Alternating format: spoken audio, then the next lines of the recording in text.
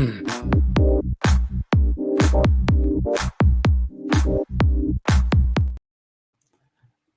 right, everyone. Welcome once again to the Faces of Business. I am your host, Damon Postolka, and I am so excited because today we've got none other than Doug Greenberg from Pinnacle Wealth Advisory. Today we are going to be talking about scaling for the sale. And what we're specifically going into is preparing your business to maximize the value at the exit. Doug, thanks for being here today. Thank you for having me. I look forward to sharing some good advice. Awesome. Awesome. Well, we're going to have some fun today. And like we always do on the show, Doug, we want to start out with, how did you get into what you're doing today? What really, was the thing that said, oh, I want to help people with wealth advisory? Boy, that's a great question, Damon. I'm going to go back to when I was 6 years old and just start year by year. How's that? There we go. No, kidding aside, I was very fortunate to grow up in a regional family business here in Texas. Mm-hmm. We had 25 stores across the state. We're in the early 70s, doing about 50, 60 million a year in revenue.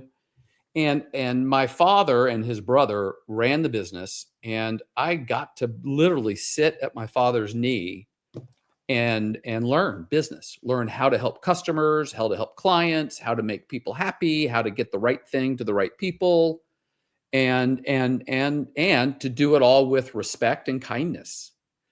And I then went through college and studied economics and finance and entrepreneurship and banking.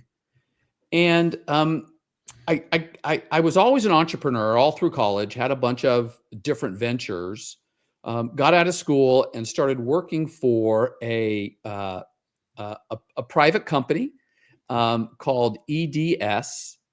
And it took me 6 months of interviews, right? I had to wear a white shirt and a dark striped tie. I mean, it was that, And I got the job, and I was within a couple of months bored stiff. And it was at that moment where one, working in a corporation is not for me. Yeah.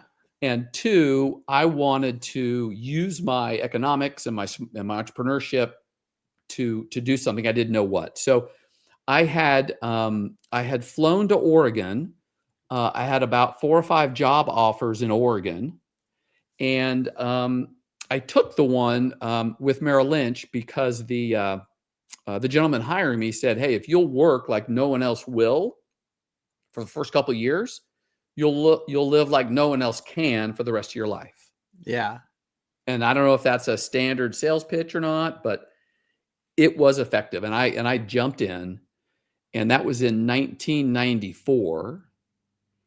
And for the following 24 years, I grew a business helping both institutional clients as well as retail clients, and had an internal rate of return of something like 16% a year in terms of my asset growth. Yeah. And I just loved it. I had a blast, and was able to really, really achieve satisfaction by helping clients, whether they were business owners, politicians, whether they were kids in college, right? Just bear hugging them and being able to say, okay, at these milestones in life, raise your hand and come to me and let's talk it through. And so that business grew. And over time, I recognized that the institutional business was going to go away given structural changes in the financial services industry, primarily because of what occurred in 2007 and 2008. Mm-hmm. And so I reorganized my company, focused strictly on individuals and business owners, and to some extent businesses. And now I solely work with entrepreneurs and business owners. And it is, I mean, I get up every day and I'm excited. It's probably like you get up and you're excited to help somebody. Yeah, it's an awesome feeling to be able to do that. That's for sure. That's for sure. I mean, I had a phone call this morning with two gentlemen who have bought a piece of real estate. They're looking for a private lender to cash out and then do some improvements and sell it. They don't have any connectivity. I fired up some contacts, and later this afternoon, I'm going to be sending them 4 private lenders that they're going to be able to start the process with, Yeah. to get the ball rolling. Yeah. And I'll be alongside them as they go through that process, helping them with the things that I can, making sure that they're getting everything done properly. Yeah. Because I want them to succeed, and I want to be next to them. Yeah, that's awesome. So as you're talking to people about this, you're standing alongside them, what are some of the things that you notice that are common that people that you talk about business owners, what are some of the common pitfalls you see that they've fallen into that, conversations with you can really help them see that they're there, that they didn't know were there? That's a great question. I find, and there's no fault to the business owner, but having run businesses, we've run businesses, is that you start your day and you've got a list of things you got to fix. You got a list of things that are problems, and then maybe you want to try to grow the business at the end of the day, right? But you got a lot of stuff in front, and so it's getting that business owner just to open up those blinders a little bit, so that they can have a different perspective. And that also helps in the conversation about getting them out of the position they're in, and get them up the org chart, so that they got someone here doing the problems, managing the issues. So you could be more of a thinker, a grower, a connector. And business owners, that's a new concept to them, because that's not in their org chart, right? There's no one above them. Yeah. So, that is, that right there provides a lot of heavy lift in the beginning, because it sets the tone for, this is where we're going. Okay. Yeah. So that's a big lift. The other one, which kind of ties into what I do with business owners, is, you're having that discovery conversation, and you're talking about sports and your favorite teams and where'd you go to college and where you going on vacation, right? And then you get down to the business stuff and you're learning about the business, and then you throw out, hey, what do you think kind of the value of your business is? And you probably have to say, they're like, I mean, I don't know. Is it 2x sales? I could do that math. And I'm like, so business owner does know the value of his business. And I think it's important for that business owner to know the value of their asset. Now, it's not for the perspective of, I need a high valuation for my bank statements. It's just more about a peace of mind. What am I running here? Is this a $2 million value, or is it a $20 million value? And clearly we're going to do things differently at different levels. So it's getting them in that mindset of going, let's figure out the value of your business. And many times that's going to uncover some of the things that they're lacking. I was on the phone with a current client. He has a great business model. They're growing. And the discussion came up about whether or not he needs to raise some money to further the growth of the company. And so I asked him, I said, when do you need this money? And he goes, I don't know. I said, let's look at your cash flow. He says, well, it's in a work in progress. He says, it's really hard to do. And I'm like, okay, why? Yeah. So he gives me the downloads. Okay. I go away. I create the schematic of how you think about it, flipped it back to him and said, we need a cash flow. So he came back 2 weeks later with a beautiful cash flow. I mean, detailed, fantastic. And I asked him the question, when do you need the cash? And he goes, July. I'm like, okay, we got to start. We know we need cash in July. Yeah. So me asking him that question got us to push him on creating this cash flow statement, which of course we know he needs. he's never run a business, so he didn't know the importance of it. And so getting him to be accountable for those projects is important for that business owner, because they could slide by the wayside. Once you got that value of the business, it changes kind of who you talk to. Do you talk to business brokers? Do you talk to investment bankers? Mm-hmm. Right? It's a whole different strata. So I think that's important. And I think the final piece that business owners tend to not know is, what are the constructs for them to exit their business? Is it a date in the March 12th? Is it we get certain sales? Is it the valuation? Because we know that when you look at that business cycle, he's going to be up here. He could be sliding down to low sales or low valuation, and then we pick it back up. So if he's here and he's like, I'm thinking of selling, I'm not sure. And then he's like, I don't want to sell. And it's like, remember, you're going to have some sort of a dip in your industry. You tell me what it looks like. If this is 5 years, we'll wait 5 years. If it's 7, we wait 7 for that high valuation. So it just allows them to recognize that just because they want to sell it today, it's not like going and buying gum at 7-Eleven. Yeah. We start at the peak of the market, and we're going to be selling at the bottom of the market. Yeah. Because it takes time. Yeah. The timeline, there's a couple things, and I'm glad you brought up value. I mean, because in my experience too, most business owners don't have a clear value of their business, the actual value, the clear understanding of the value of their business, or what really drives the value of their business. Because you talk to a business owner that says, hey, I got a $10 million business. And like you said, they think it's a multiple of revenue, but that's I'm a general contracting business, and I make 5% or 3% net at the end of the day, which if my math is right, that's a few $100,000 on 10 million in revenue. That's drastically different than a $10 million business that's a SaaS business, and I make 60% margins on my 10 million. And but yet they've seen something that says, well, this business, maybe in my industry, maybe not, got valued at 2x of revenue.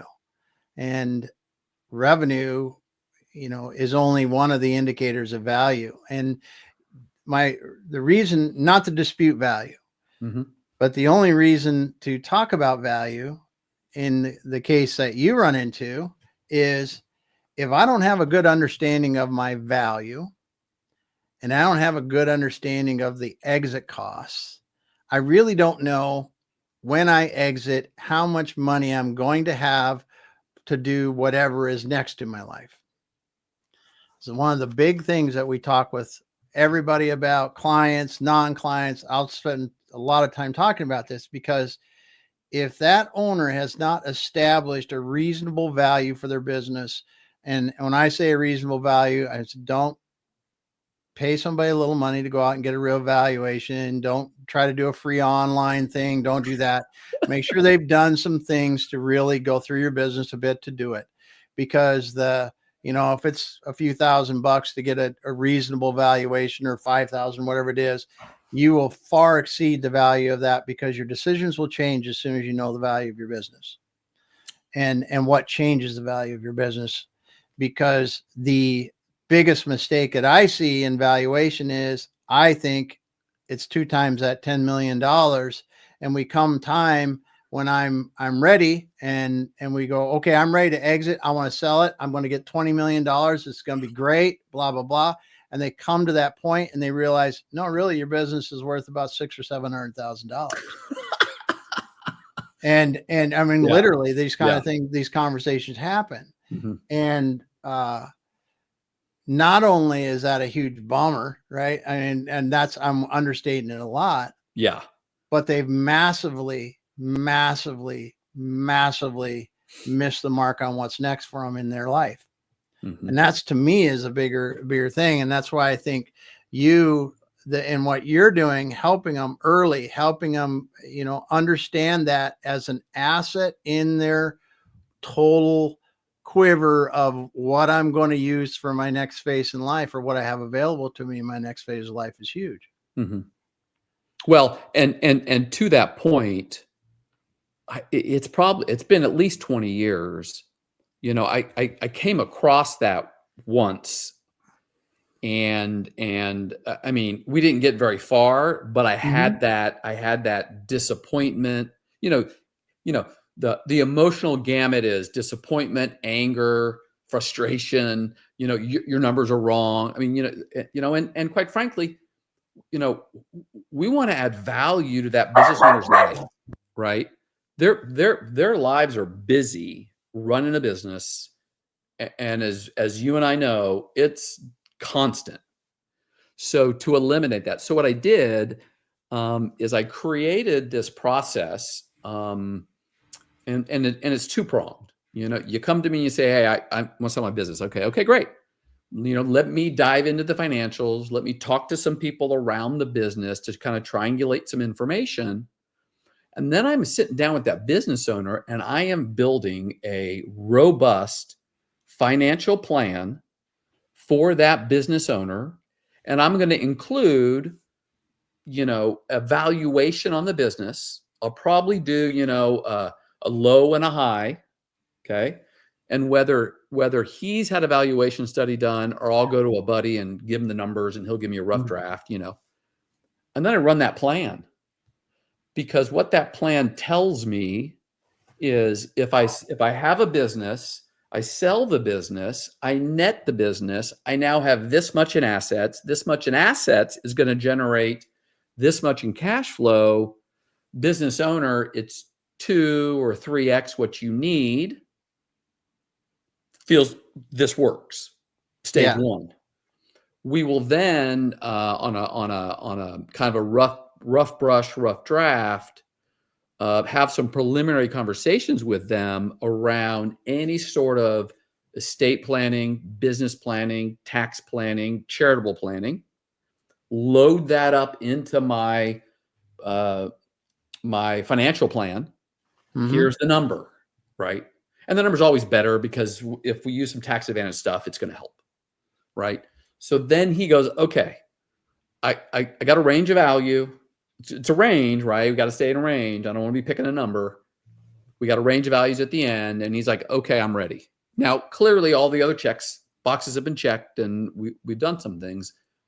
At that point, what I'll do is I'll take that business owner. Now, I know pretty much, I know a lot about them because I've done a financial plan. So we've spent a bunch of sessions together. But now it's about creating a team around that business owner for a transaction. The first thing I say to a business owner is there anybody in your industry, a competitor or someone you know really, really well, that might want to buy your business? Okay. So, if that's the case, then we simply need to get a transactions attorney, an M&A attorney, to manage the transaction. We don't need a banker. And that's the way I like to start, because it's less expensive. It's easier. We don't have to find anybody to buy it. If that doesn't pan out, then I'm going to help the business owner go through a process of interviewing at least 2, most of the times 3, mid-tier investment bankers that fit his industry. So I want to find someone who buys and sells gas stations, right, all day long. I want the expert.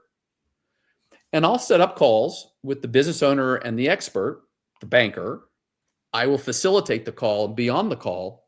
And as I share with business owners, I said, so here's how this works. Investment bankers, they want information about your business and industry.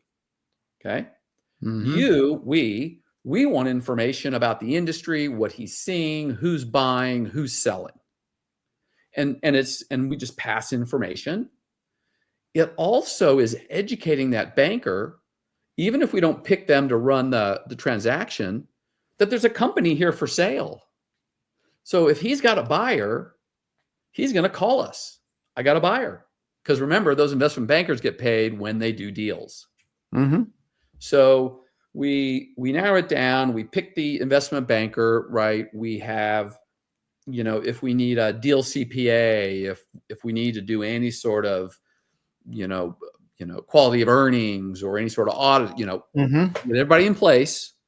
And then I drop down to the CC line, finish working with the business owner on the financial plan, and the investment banker takes it, right? And then I'm there seeing every email because there'll be a point in time when the business owner has a question and he wants to ask me rather than the banker. Yep. Right. So now,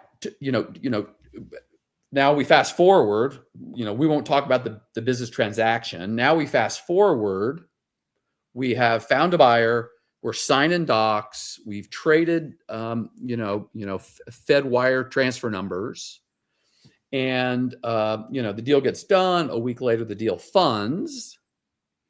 And for the past 3 or 4 or 5 months, I've created a transition plan for the proceeds.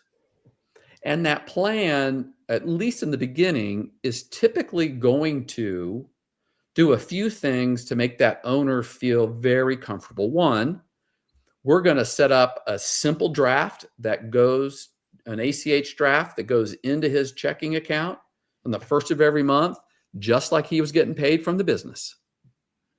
Right? Boom, every month. Mm-hmm.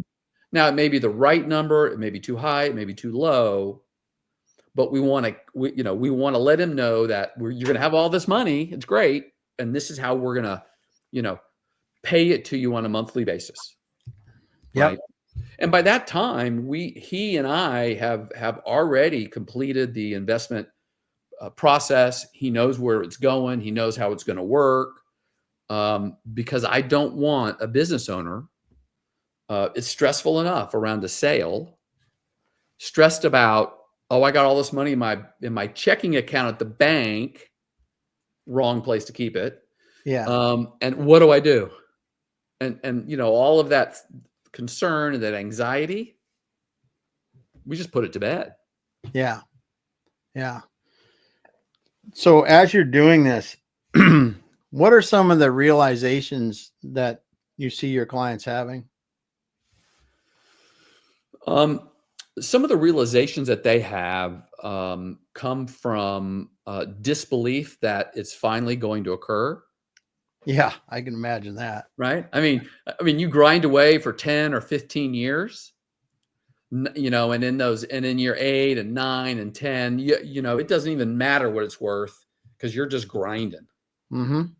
And so, it's disbelief, it's happiness, it's joy. And in those moments, it tends to be very easy to be able to have those conversations with them around what is the ultimate purpose of this money? What is our goal? Is this a pot that we want 7 generations to be dipping out of in 700 years? Is this a pot that you want run down to zero, bounce the last check? How do we manage kids with a lot of money? It's a sticky situation. So providing that business owner with some of that education around each of those little events kind of brings them up to speed and puts that worry away. I think some of the other things is that they then, once they realize that if the value of the business is X, if I sell it for X plus 1, I'm going to have more money. I'm going to have charitable stuff set up. I'm going to have kids trust set up. And now what am I going to do with my life? Right. So we spend a lot of time talking about what's next. Yeah. Right. Because again, they, in most cases, this is the first time that they're selling a business. Yeah. And we've transacted, more than we can count. So helping them with that additional knowledge in a place that they've never been they just soak it up. Right. And, Yeah. and it provides that calm level of it just kind of big breath. Well, yeah. I mean, a lot of businesses actually don't sell because the owners get to the end and they go, what am I going to do tomorrow if I don't have to come here? I mean, it literally kills a lot of, 8-figure deals because they just don't. They're like, well, I don't care about selling it today. I don't need the money. I think it's actually easier if you don't really need the money, right? Because it's like, hey, I just want to keep coming here until I can't anymore, don't feel like it. And it's a costly decision, but it's Right. a common one. And I'm glad that you brought up the fact that you need to spend time on what's next, because you really need to make what's next more impactful in its own way than growing your business was. Well, and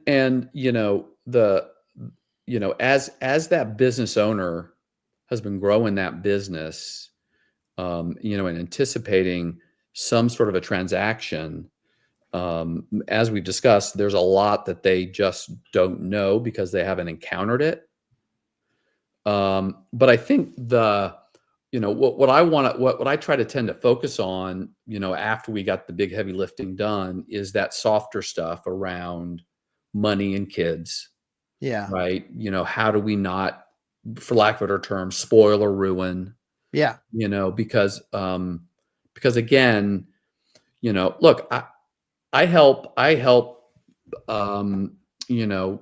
clients and client kids from age 21, all the way up to 80. Yeah. Right. And they each have their different little, and so just making sure that we don't create additional problems with, a check of $100 million into someone's account. Yeah. Yeah. Right. Yeah. Well, and it's you bring up a great point, because money education is very important for the business owners, as you're talking about what you would be doing, and then the education for their children, spouses, anyone else in their family that could receive a significant amount of money too, because we've all seen how lottery winners, you know, turn up the next day with hundreds of millions of dollars. They usually end up not that great after a number of years, No, they don't. no matter how much money, which is hard to believe, but it does happen. And Mhm. it happens every day with business owners that build great businesses, sell it, and tend to set up their next generation, only to find that they didn't educate their next generation well enough to, invest money, to spend, and to invest it in things that are going to be good long-term uh, um, income generators for them. Because it just it's so common to see that if you don't put that educational time in, that they'll be 5 years down the road and a lot of times won't have it. Right. Well, and there's always this conversation around, business owners ask, well, when should I start getting ready to sell it? Well, how about 20 seconds ago? Yeah, yesterday, Yeah. 20 years ago, And it's funny because, we can get transactions done fast if you have to. It's not fun, not always Mhm. 100%, but you can do it.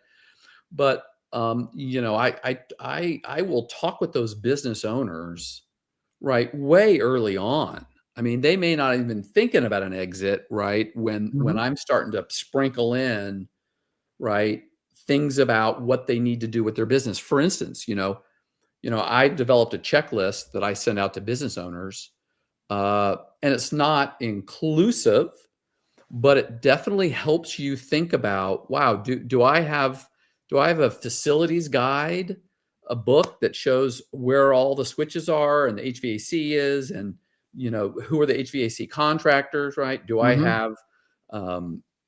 I have my customers set up properly? Do I have diversification? Right. And so I'll go to lunch with business owners once a quarter, clients, and we'll tackle this stuff. I'll be like, hey, talk about your customers. Well, we're working down we had 3 big ones. Now we're working down, we got 10, Yep. right? And each along the way, looking to improve those client relationships as you start new ones, right? Same Mhm. thing goes with on the accounting piece, right? I mean, I'll look to you for this, but I would love to have, whether it's a quality of earnings or even heavier audits, Mhm. audited statements, so that we are golden. We don't have to talk about financials, so to speak, except the notes, right? As a way to check that box and go, hey, we're clean, right? Yes. And, Yes. and, and there's a whole list, right? Yeah. Financial systems, legal, goes on and on. Yeah, yeah, there are, and I think that when you talk about these things, you bring up a few good points, and first of all, importance of accuracy and third party checks in your data. When you get to, you get even close to 10 million, you get above 10, you get above 20, you get above 50. I mean, you just get above a certain point and you got to spend the money to get the right checks on your financials, right? Because uh it just, and then if you're going to do something in a high volume transactions like an e-commerce business, you got $20 million e-commerce business, you better just plan on getting the quality of earnings because it's not going to go anywhere without it.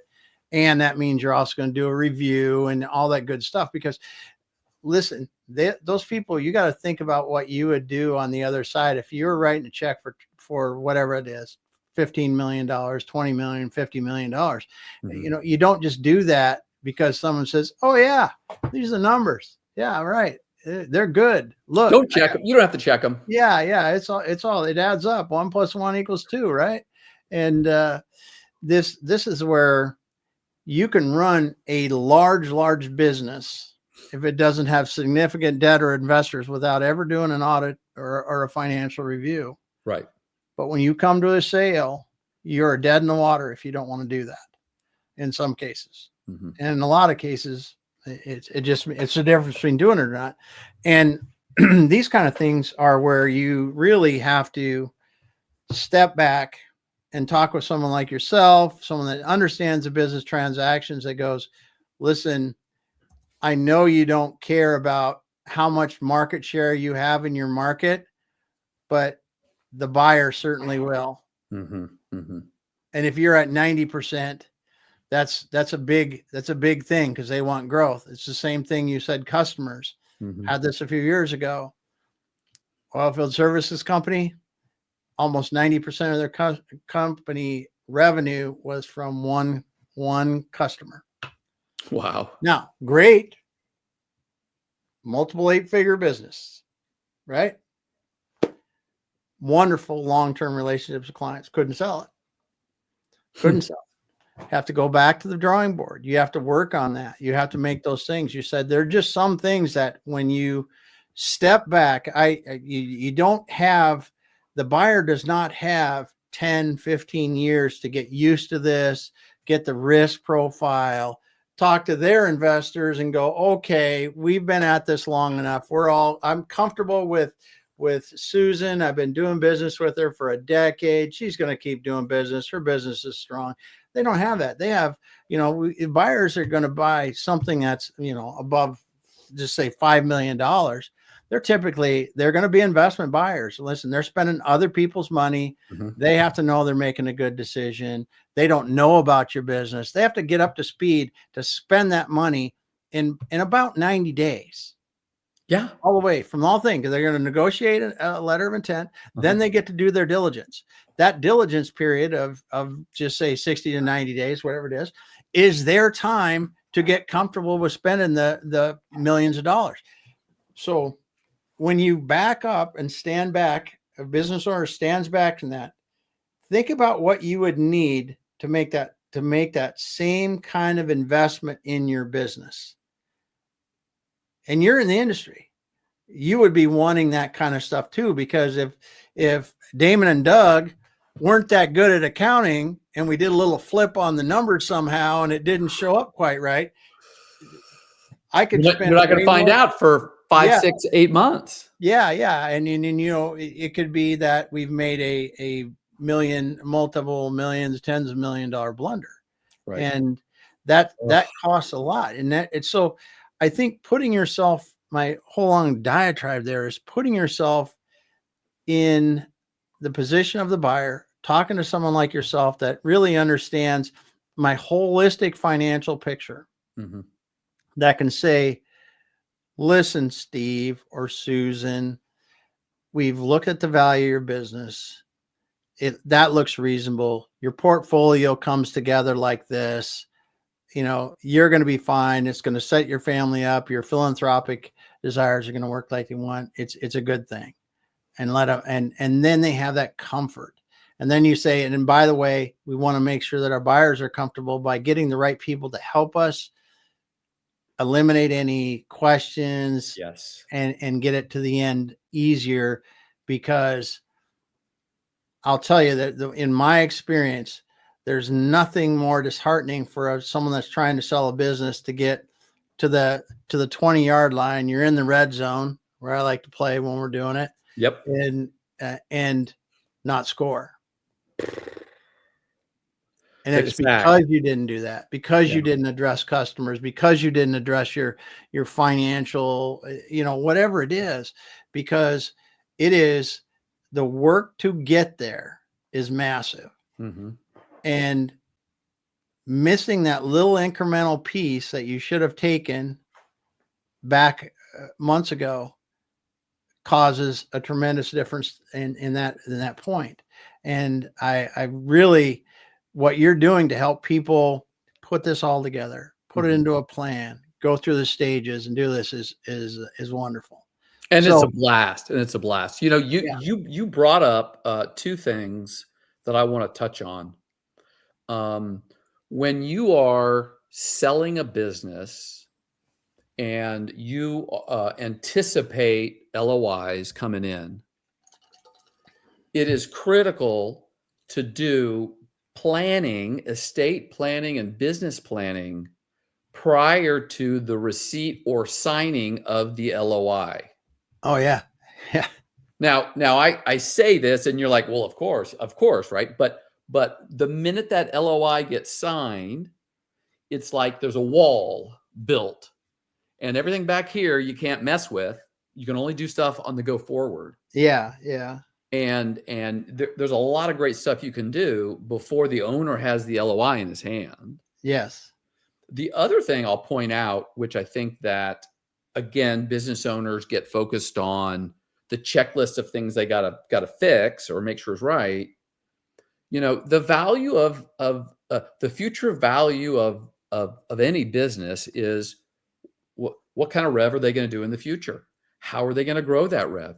And so if you've got a business that is doing well and you've got another 10 strategies that you would be like, man, if I was here, I'd implement, putting those in to that presentation and showing the effects of that future, Yeah. opportunity shows a couple of things. One, that there's additional value in the business on the go forward, but that this is a even more viable business because I got these 10, whatever it is, 10, initiatives that I'm going to hop on because the previous owner wanted to, but just ran out of time. And Mm-hmm. it'll add value, and so being able to show that, obviously increases the value of the business. Yeah. Yeah. And when we do that, we usually want to have a 1, 3, and 5 year plan. And the 1 year plan, you're currently executing where you're going to go. And if your growth initiative is really going to keep going beyond the 1 year plan, it can fold into the 3 year, but usually the 3 year plan switches from one of the, your growth strategies into the second growth strategy, which by the time you start to sell your business, you should really be working on implementing the second growth strategy at the ground-based level, because if you don't, it's all pie in the sky. And that's it's a trap of business owners, because you can sit there and say, these are great opportunities, and tell the buyer that. And they're like, well, if it was so great, why didn't you do it? Mm-hmm. And so you really need to think about the fact that, something that's started down the road is way more valuable than something that's resting in your head, because all of us know how much difference from your head to actually doing it is, that are in business. And this is a great thing, though, that you hit on a really, really important thing. to maximize that last real desirable trait in your business is to put that buyer in a position where they're going to succeed really well over the next 3 to 5 years. Mm-hmm. Mm-hmm. And Because, I think, being in Austin, this business community is phenomenal. And I'd love to have you come down and spend some time in here and meet some people, but it's a really cool community. It's very encompassing. And, it would not be unheard of, right, to have those advisors, selling the business to the buyer, and then having, the big powwow of the previous owner with the new owner and the advisors talking about the business and how, now the deal's done, I got my cash. yeah. And now let's talk about, right, all this stuff, right, that I see out there, right, because it's going to help them. And we want to help people, right? Yeah. We want to help people at the end of the day. Yeah. Yeah. Yep. So and I want to make sure you had something, a slide or two that you wanted to go over. I want to make sure if we haven't covered the stuff in the slide, let's get it up on the screen, because when you're ready to go, let me know. I'll put it up. Pop it up there, because I think it's All right. great. It's great timing. Well, it's not that. Oh, I know what happened. Here, let's pull that down. All right. And now pull it up. Right, there we go. We got there we go. So, one of the things that's difficult for business owners, high net worth individuals, is to know who to call when, right? And I have structured my business over the last 30 years to be the consigliere, to be that point person, that when that business owner, receives a phone call from someone that wants to buy them, right, the first call is to me. Mm-hmm. Right. So we can think about it. So I put myself in that position because it allows me to kind of manage the team. So it's a football analogy. That owner is, the client's the team owner, right? And I am the general manager. And then below me are investments, attorneys, CPAs, investment ideas. And so, we're working with them as a way to manage this process so that the team owner has one mouth it goes through that they trust to help understand how all of these opportunities fit into their risk profile. Right. And so, it's always difficult for me, when someone says, well, when should I call you? And I'm like, well, if you got a question about something that's got a dollar sign in front of it, just call. Yeah, there you go. Because that's, if you can handle, the car loan, and you don't want to check car loan rates, you're good. I've had people call me up. I'm buying a car. Can you get me a better rate than there? Of course, so we're always want to be there. But these are, kind of the 5 big ones.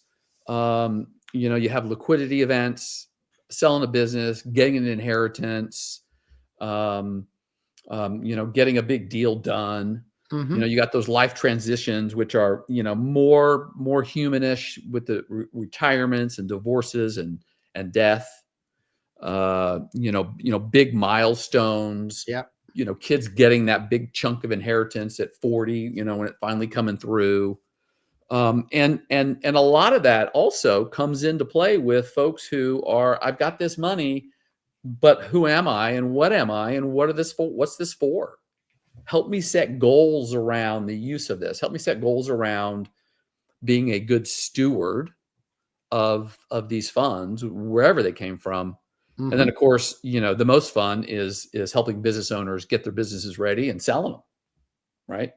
Because that's the most fun, because you can make such a difference in that business owner's life. Yes.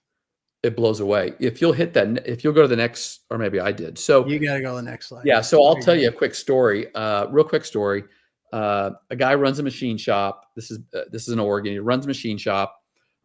He's always thinking about selling it. Right. But it's not going to get much, and he's not doing much revenue, but it's a place for him to go to. And so I gather all his info. I do my financial planning. I bring the husband and the wife in to talk to them both.